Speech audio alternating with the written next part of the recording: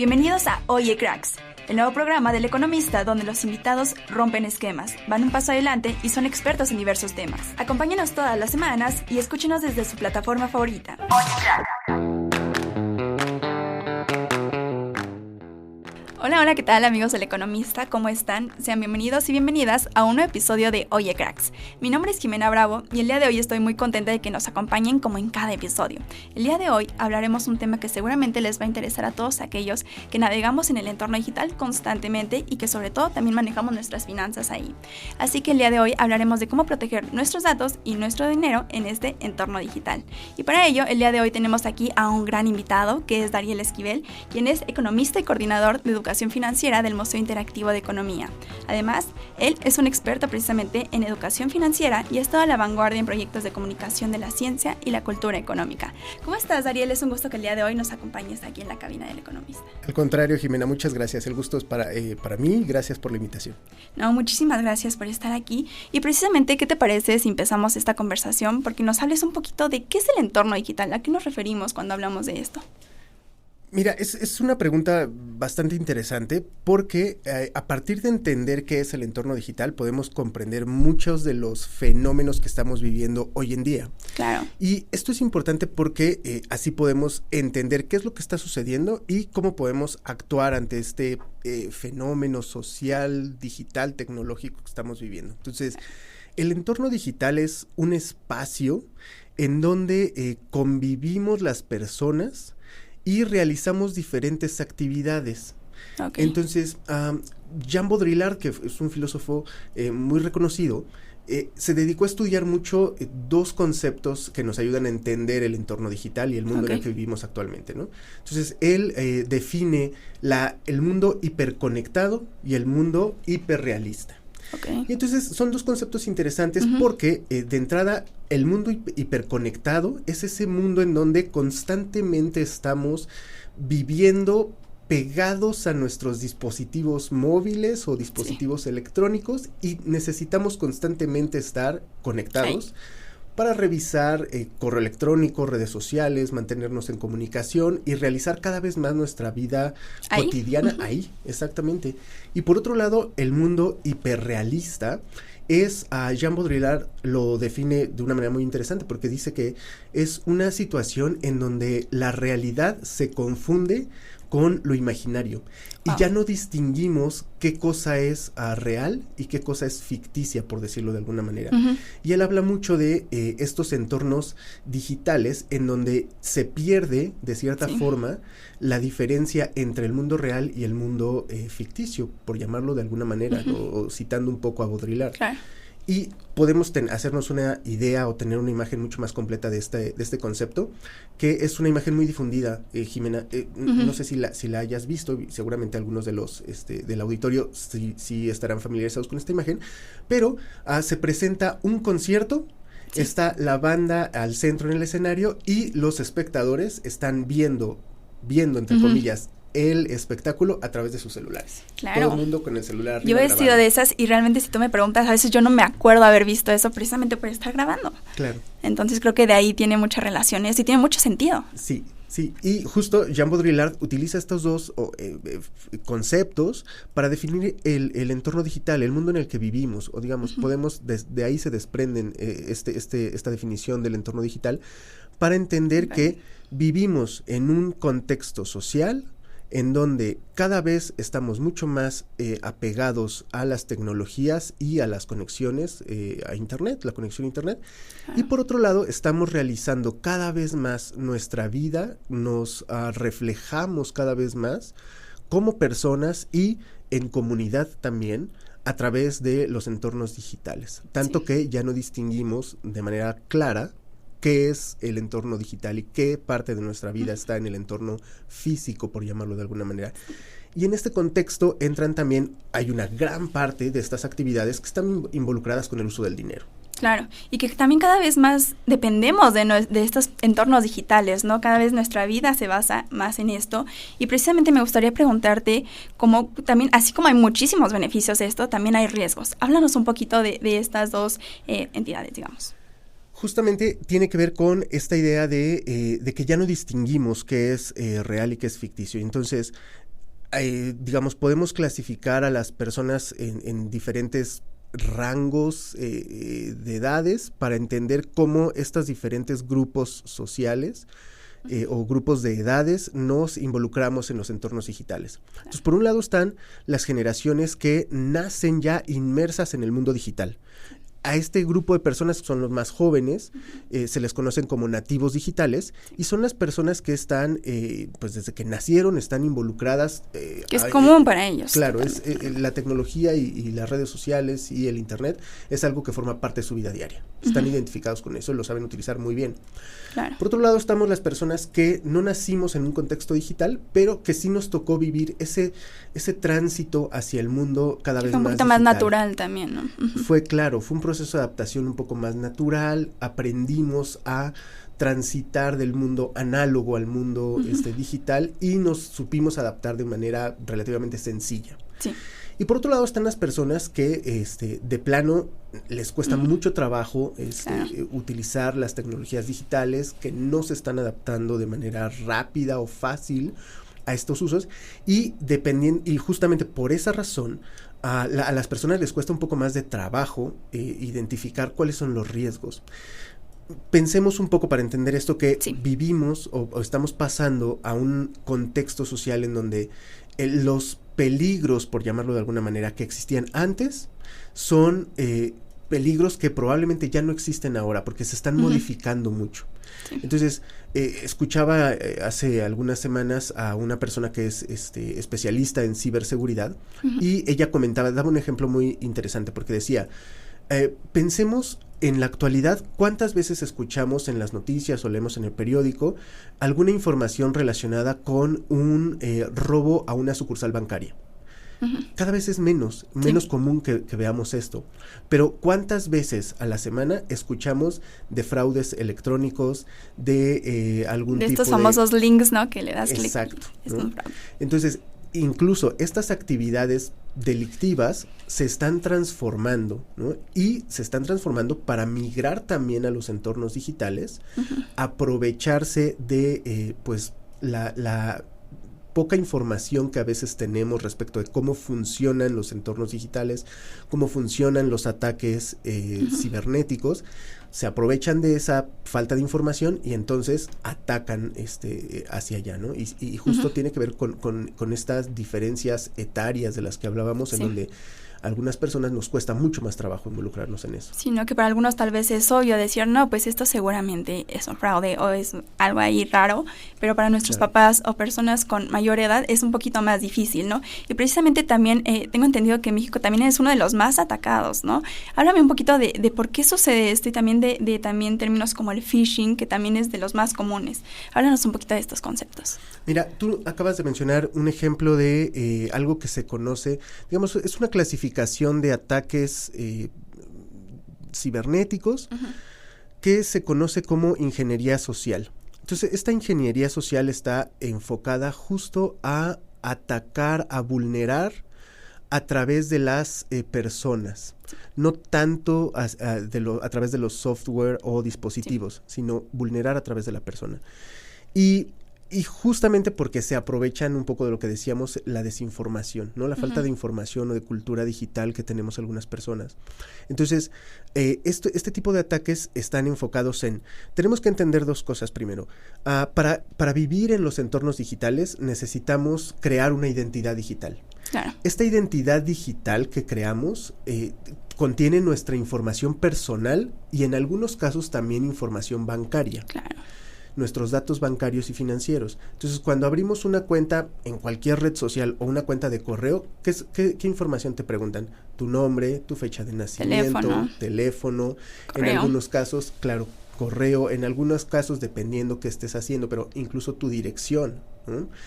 Si estás abriendo una cuenta en alguna tienda en línea, por ejemplo, te van a pedir tu dirección, pero para que puedas comprar te van a pedir una tarjeta de crédito. Y de la tarjeta de crédito vas a tener que meter el número de la tarjeta de crédito, vas a tener que meter la fecha de vencimiento, vas a tener que meter un código de seguridad cada que compras. Entonces, cuando abrimos este tipo de cuentas, lo que estamos creando, sin darnos cuenta, es una identidad digital. Claro. Y los ciberatacantes lo que buscan es justamente apropiarse de esta información, apropiarse de estos datos. Y lo pueden hacer de diferentes maneras. Su modus operandi es muy diverso. Pero estos ejemplos que tú decías de phishing, vishing, smishing, son los ejemplos más tradicionales de ataques de ingeniería social, porque decíamos, buscan adentrarse a tu información, capturar tu información personal y financiera a través de ti. ¿Y qué sucede? Por ejemplo, muy probablemente algunas personas hemos recibido algún tipo de correo electrónico en donde te hacen una invitación a dar clic a un enlace que viene en el cuerpo del correo, descargar algún archivo o directamente que compartas información personal, te la solicitan por correo, ¿no? Estos correos tienen esa característica, esa es una primera característica. La siguiente característica tiene que ver con que son correos que se hacen pasar por correos de instituciones bien fundamentadas, ¿no? Sí. Y entonces se presentan como un representante del banco X o de la institución Z, pero tú ves que en la dirección de correo no viene un correo asociado al banco X o a la institución tiene Z. Tiene otro nombre, tiene una tiene dirección. Doble letra por ahí, eso lo aprendí en el MIDE. Exactamente, Jimena. Entonces, este tipo de correos se les conoce como phishing, que viene un poco del término inglés fish, del verbo fish, porque lo que buscan es pescarte, ¿no? Pescarte y que tú puedas, pues, caer, digamos, en esa trampa, garras. En ese señuelo que te avientan para que puedas, al momento de que tú das clic, les estás dando acceso a tus dispositivos o te van a redireccionar a una página electrónica en donde vas a meter tus datos y entonces tú se los estás compartiendo directamente a ellos, es decir, la persona es la que le da acceso al atacante. Sí. A este tipo de ciberataques se les llama phishing por esa razón. Hay otro que es muy similar, pero que opera a través de mensajes SMS. Sí. Y son los llamados smishing, ¿no? Entonces, este tipo de ataques son muy parecidos, pero te llegan a tu celular a través de un mensaje SMS y lo mismo. Vienen con un enlace a una página web para que metas tus datos o directamente te piden algún tipo de información personal. Y finalmente está el vishing, que también es un ataque muy popular, pero que se realiza a través de llamadas telefónicas. Entonces te llaman a tu teléfono un número que no identificas, es un número desconocido, y tratan de convencerte lo mismo para que les compartas tu información. Y que te dicen, mira, te ganaste esta promoción, es una promoción exclusiva, va a estar disponible por muy poco tiempo, entonces tienes que dar clic, o te vamos a mandar un enlace, o tienes que darme en este momento los datos de tu cuenta para que nosotros podamos ingresar de esta forma. Te lo pueden hacer llegar como una oferta de algo que estás ganando, pero también te lo pueden hacer llegar como un intento de proteger tus datos, que también es un modus operandi. O como un mismo banco, ¿no? Te hablan. Exacto, se hacen pasar por un banco y te dicen, oye, acabamos de detectar una compra que se realizó con tu tarjeta de crédito. Si desconoces esa operación, voy a necesitar que me compartas los datos de tu tarjeta para que la podamos cancelar, para que podamos hacer un proceso de resguardo de tu tarjeta y que no la sigan utilizando. Sí. Entonces, eso jamás lo haría un banco. Exacto, tenemos que ser conscientes de que un banco no haría ese tipo de prácticas, ¿no? Ellos, o sea, los bancos te lo avisan de manera abierta, los bancos no solicitan ese tipo de información vía telefónica, ¿no? Y bueno, pero los atacantes son tan hábiles que te hablan muy rápido, te tratan de convencer para que caigas en ese momento. Tienen todo el speech preparado, claro. Y a eso se les llama vishing, ¿no? Son quizás los 3 tipos de ataques más comunes. Más comunes, por llamarlo de alguna forma. Pero hay muchísimos otros seguramente. Y también justamente me gustaría preguntarte, ¿cuáles son hábitos que constantemente estamos haciendo que justo nos orillan o nos hacen caer en este tipo de fraudes? Son un montón, Jimena, también. Y tristemente, muy pocas veces nos damos cuenta de eso. Lo hacemos justo porque no estamos acostumbrados a tomar ese tipo de precauciones. Claro. Entonces, por ejemplo, Esto se popularizó mucho durante la pandemia, ¿no? Que estuvimos en nuestras casas, confinados, y que la imposibilidad de salir a hacer compras, pues nos obligó de cierta forma a trasladarnos a los entornos digitales para realizar nuestras compras cotidianas. Entonces, en ese sentido, ¿qué pasa? Nos llega un paquete de alguna tienda de compras digital, y entonces lo recibimos, abrimos nuestra caja, sacamos el contenido, ¿y qué haces con esa caja en donde te llegó tu paquete? La tiras. Yo soy culpable, yo he hecho eso, la verdad. La tiras así directamente en el cesto, en el depósito de basura, pero pocas veces nos preocupamos por rayar la etiqueta. Sí, porque viene dirección, nombre, teléfono y demás, todos nuestros datos de contacto. Exacto, ahí hay una actividad rutinaria, cotidiana, que nos pone en peligro, pero no es la única. Pensemos, por ejemplo, ¿qué solemos hacer en redes sociales? Pues compartir nuestro estilo de vida, ¿no? Compartimos fotografías, eventos, ubicaciones, a través de redes sociales, y muchas veces en nuestro círculo de amigos, o de seguidores en redes sociales, pues hay muchas personas que no conocemos directamente, ¿no? Pero que nosotros, al publicar nuestra ubicación, subes una fotografía con el uniforme de la escuela a la que vas, ¿no? Y entonces, a través de ese uniforme pueden identificar la escuela a la que asistes, la dirección de la escuela, tienen tu nombre. Ahí estamos subiendo fotografías o información que puede poner en peligro, que vulnera nuestra seguridad de datos. No solo eso, también yo lo he visto muchas veces en muchas personas que justo suben, publican en sus redes sociales los lugares en donde trabajan. Claro. Las credenciales del nuevo lugar en donde acabas de entrar a trabajar. A dónde te vas de vacaciones, y lo publicas en tiempo real. ¿Qué le estás diciendo a la gente? Pues mi casa está sola, ¿no? Yo estoy en tal playa, mi casa se quedó sola, ¿no? Completamente. Entonces, este tipo de prácticas también nos vulneran, también nos hacen vulnerables, pero además compartimos información que de cierta forma habla un poco de nuestro estatus de vida, de los ingresos que generamos. Sí, también. Y nos vuelven todo eso comunica potencialmente víctimas, por supuesto, ¿no? Entonces, son algunas de las prácticas. Y bueno, otras que ya son pues muy muy extremas, pero que sí suceden lamentablemente, Jimena, y es compartir directamente nuestras contraseñas. Sí. Por ejemplo, las anotamos en el celular, ¿no? Entonces tienes para que no se nos duele. Claro, tienes ahí una notita con todas tus contraseñas, tus cuentas, tus números, tus correos, todo, ¿no? ¿Qué pasa?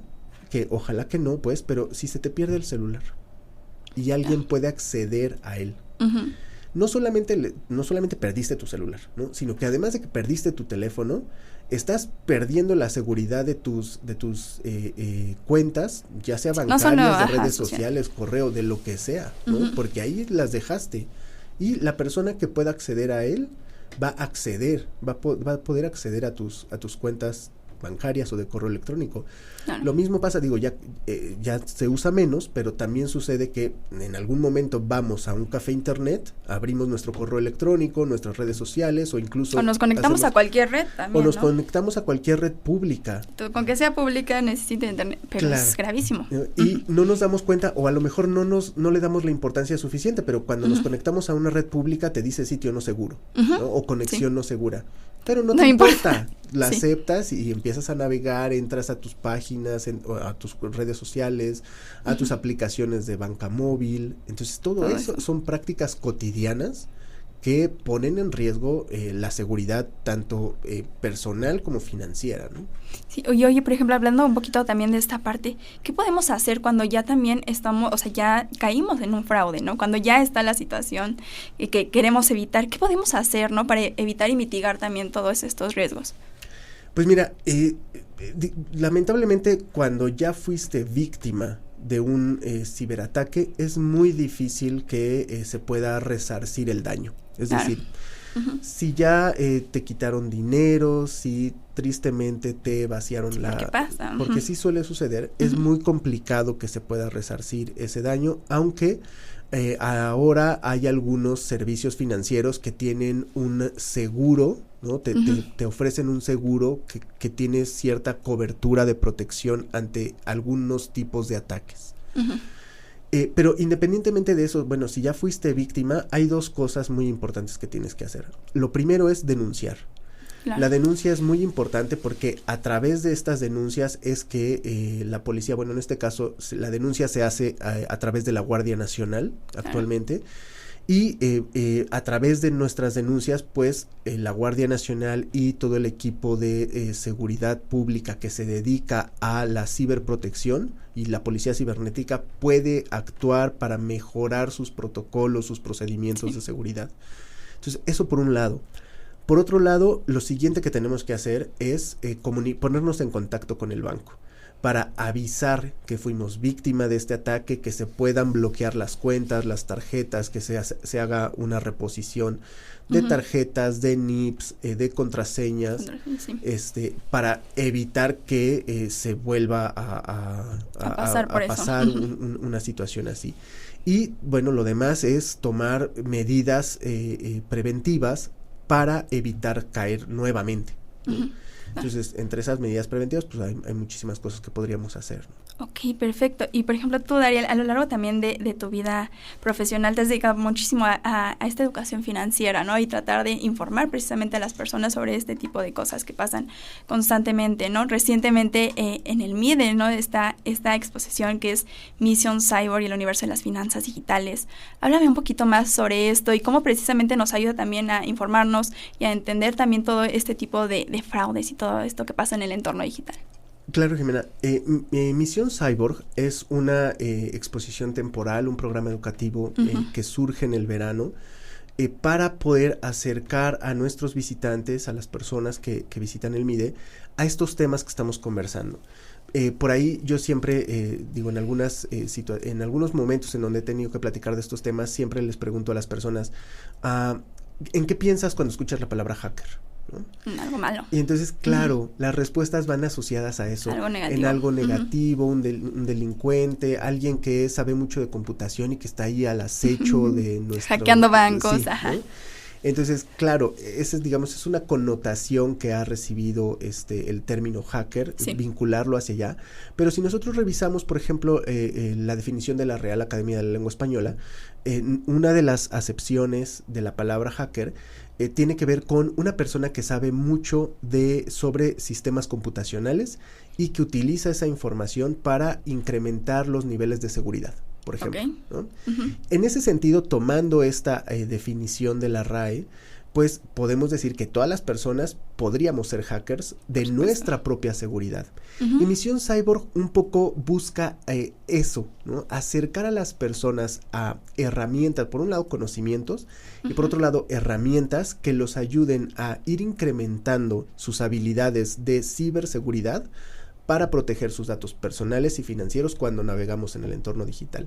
Entonces, de eso habla la exposición temporal de Misión Cyborg.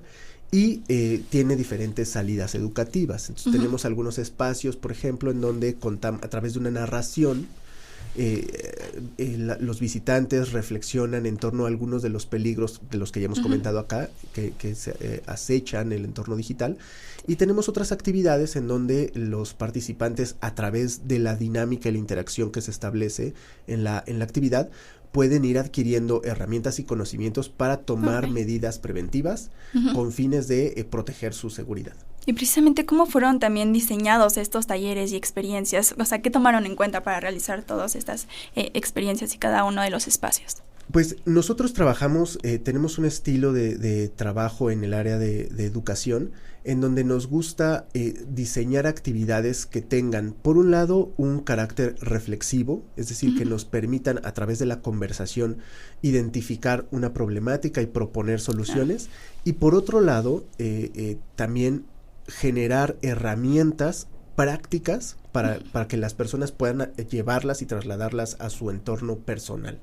En ese sentido, las actividades de Misión Cyborg lo que buscan es acercarte como visitante a los temas de la exposición y al mismo tiempo brindarte estas herramientas que te van a poder ayudar a proteger tu ciberseguridad.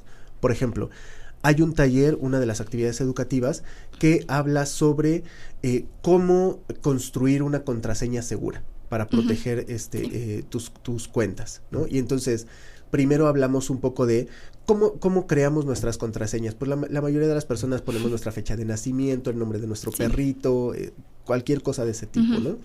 Hablamos un poco con los visitantes de, bueno, ¿por qué es riesgoso poner este tipo de contraseñas? Claro. ¿No? Porque pues, tampoco es decir, está mal. Que es necesario cambiarlas constantemente, ¿no? Es necesario cambiarlas constantemente, pero ¿qué podemos hacer para entonces construir una contraseña que sea segura? Entonces, una vez que ya identificamos esta problemática, te damos una herramienta para que puedas ir construyendo una contraseña que sea un poco más sólida y que te mantenga de cierta forma protegida. ¿Cuál es tu espacio favorito de Misión Cyborg? Ay, bueno, me gusta toda la exposición, sí, pero hay dos. Me gusta mucho el laberinto y me gusta mucho un espacio al que le llamamos coliseo. Entonces, dentro del coliseo, justo es un espacio en donde se hace una narración, hay una estructura que conforma una especie de teatro, y se va contando un cuento, se hace una narración, los participantes intervienen durante esta narración, porque no son asistentes pasivos, que solamente son muy están viendo. Interactivo. Exacto. Hay un proceso de conversación entre la persona que narra la historia y los participantes, y de esa forma se involucran. Entonces, son los dos espacios que me gustan más. Y bueno, ya voy a decir casi toda la exposición, ¿no? No, y también la armería. La armería me gusta mucho porque justo es la zona en donde se imparten los talleres. Y entonces, en ese espacio, justo las personas se generan entornos bien interesantes, Jimena. Por ejemplo, justo hoy en la mañana, antes de venir para acá contigo, estaba escuchando a una de las personas que está ahí en el equipo de Misión Cyborg todos los días en la operación de la sala, y él comentaba que justo en días anteriores se generó como una dinámica dentro de una actividad en donde los participantes empezaron a exponer sus propias experiencias de ataques. También puede pasar. Un grupo de niños que visitó el museo y estaba en la exposición, empezaron a decir, sí, es que yo juego X videojuego en línea, y entonces recibí un mensaje en donde decía que les pasara el número de tarjeta de crédito de mis padres. Y de repente otro niño de un grupo distinto que también estaba dentro de ese espacio levantó la mano y dijo, yo también juego este juego y me pasó lo mismo, ¿no? Y era un grupo de primaria, y entonces entre ellos empezaron a interactuar, a compartir sus experiencias, y se generó un ambiente pues muy padre de reflexión, de interacción entre la actividad, sus experiencias personales. Entonces, por eso es que también me gusta la armería. Sí, y precisamente también, ahorita hablas de niños, ¿no? Pero justamente Misión Cyborg o el MIDA en general es para todas las edades. Totalmente para todas las edades. Totalmente para todas las edades, Jimena. Un poco creemos que, por ejemplo, quizás regresando un poco a lo que platicábamos al inicio de la conversación, aunque está este grupo de personas que se les llama nativos digitales porque nacieron ya inmersos en este mundo digital, podría pensarse que ellos, al estar inmersos desde que nacieron, saben perfectamente cómo actuar y tienen muy claro qué hacer y qué no hacer en los entornos digitales. Por supuesto que no. También son vulnerables, claro. Identifican o tienen mucha más facilidad para navegar y para identificar ciertas cosas, pero eso no hace que no sean vulnerables. Entonces, por un lado, también tenemos que darles información a ellos, acompañarlos durante su navegación en Internet.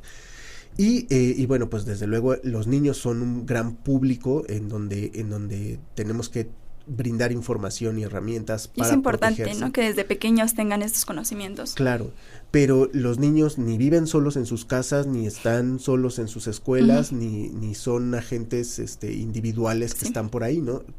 Viven en familias, en entornos sociales. Y dentro de estos entornos sociales, pues digamos, el más directo es la familia. Y desde luego también tenemos información que es muy útil para los padres de familia, para los tutores, para los maestros, pero también en general para cualquier persona.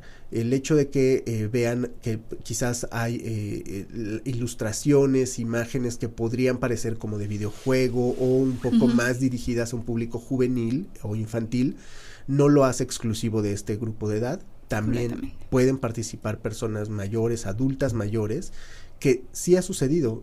Hemos tenido algunos visitantes adultos mayores, adultos en general, que también intervienen mucho en las actividades, participan, comparten sus experiencias, les es muy útil en realidad. Sí, la verdad es que es una experiencia sumamente divertida y justamente para ir cerrando un poquito esta conversación me gustaría que le dieras un mensaje final a nuestra audiencia de todo lo que hemos platicado, alguna reflexión que quieras decirles. Claro, Jimena, mira, yo creo que la primer acción de ciberseguridad que tenemos que poner en práctica es la información.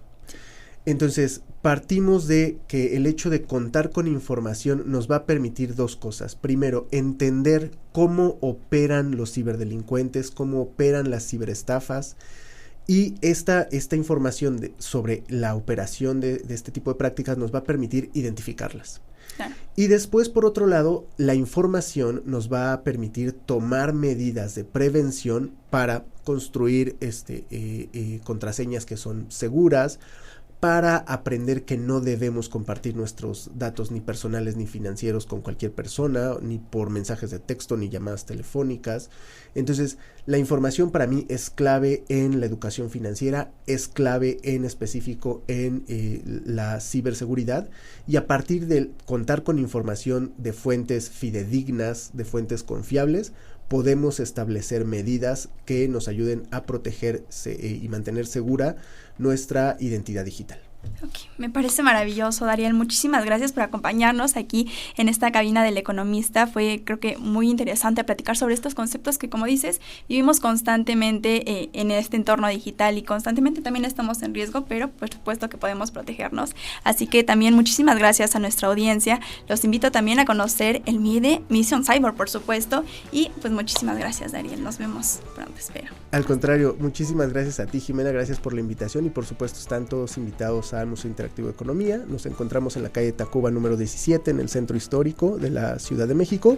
Tenemos un horario de martes a domingo de 10 de la mañana a 6 de la tarde y pues los esperamos. Por supuesto, yo creo que seguramente toda nuestra audiencia estará interesada en estar ahí, así que muchísimas gracias. Al contrario, Jimena, nos gracias vemos. a ti. Bye bye.